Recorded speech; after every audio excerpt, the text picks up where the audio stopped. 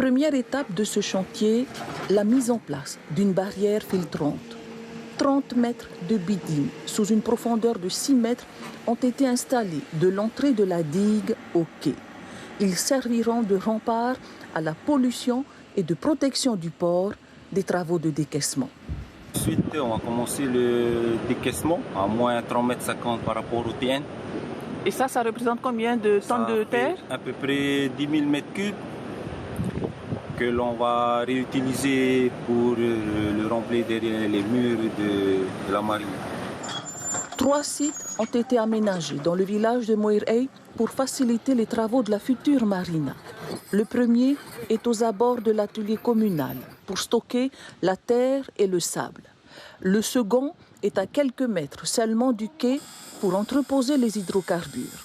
Ici seront également préparés les murs préfabriqués de la marina.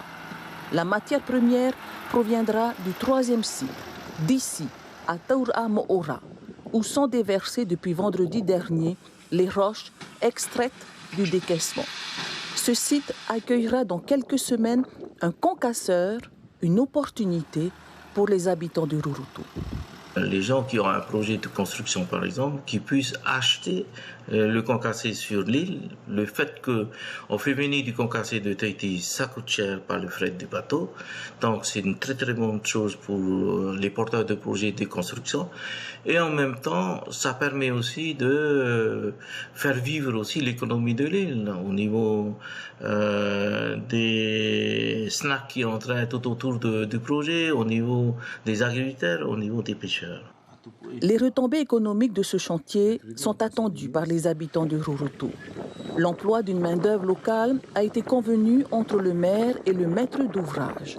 Et si le calendrier est respecté, la future marina accueillera tous les bateaux de pêche de Rurutu dans un an.